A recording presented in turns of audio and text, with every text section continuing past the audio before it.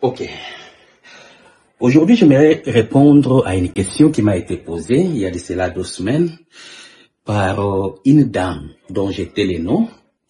Elle m'a dit ceci. Ma question est de savoir pourquoi est-ce que Adam n'a pas divorcé d'avec sa femme Ève après avoir désobéi. Bon, la réponse est simple. Vous savez, la vie des couples entre Adam et Ève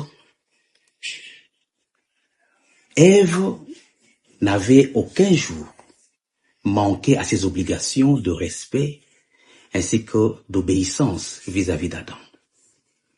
Vous savez, dans la vie des couples, généralement, c'est caractérisé par 2 éléments essentiels. Il y a l'amour et il y a la soumission. Je pourrais peut-être vous choquer en disant que Dieu n'a pas créé la femme pour aimer l'homme.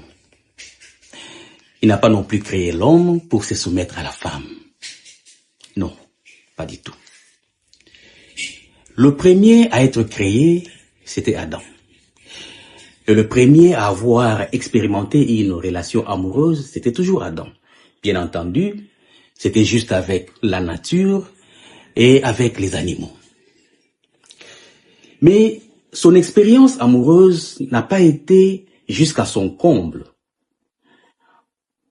Seul le jour où Dieu est venu et lui a présenté Ève. C'est alors que Adam va faire cette déclaration solennelle en disant « Voici cette fois-ci l'os de mes os et chair de ma chair. On l'appellera femme parce qu'elle a été tirée de moi. » Vous voyez que c'est Adam qui a donné le nom à sa femme et c'était par amour qu'il l'avait fait. Et vous vous souviendrez aussi que c'était toujours Adam à qui Dieu avait donné la charge de pouvoir nommer tous les animaux. Et quand il l'avait fait, c'était aussi au nom de l'amour. Jusqu'aujourd'hui, nous continuons à utiliser les mêmes noms que Adam avait donnés, quoique dans différentes langues. Vous voyez? Et une question se pose. Lorsque Adam a fait cette déclaration, quelle a été la réaction de la femme? La femme était restée silencieuse. Vous pouvez parcourir toute la Bible et vous ne trouverez aucune déclaration de la femme. Cela montrait que la femme avait accepté l'orientation, ou soit de se soumettre à l'orientation, ainsi que au leadership qui va être établi par l'homme.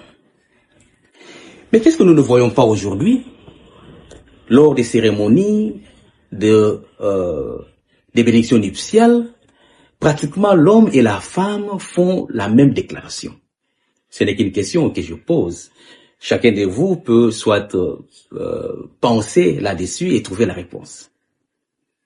Alors, pourquoi est-ce que la femme n'avait pas répondu? Pour 2 raisons, principalement.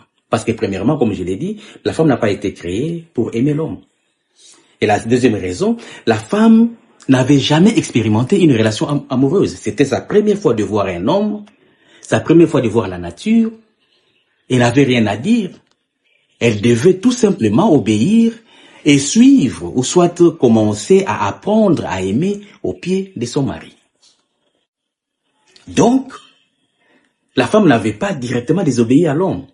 Voilà pourquoi Adam n'avait aucune raison de pouvoir infliger une quelconque punition à Ève.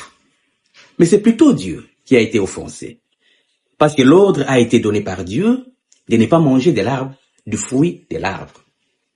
Et c'est Dieu qui a été offensé et c'est lui aussi qui avait prononcé la sentence. La sentence a été prononcée et à l'homme et à la femme. Et après, Dieu va les chasser du jardin d'Éden. Par la suite, lorsqu'ils ont été chassés, la femme a suivi l'homme. Elle a continué à obéir et à se soumettre à la vision ainsi qu'à l'orientation que l'homme avait établie depuis le jardin d'Éden, jusqu'à ce que la mort les avait séparés. Voilà ce qui a fait que Adam ne pouvait pas divorcer d'avec Ève.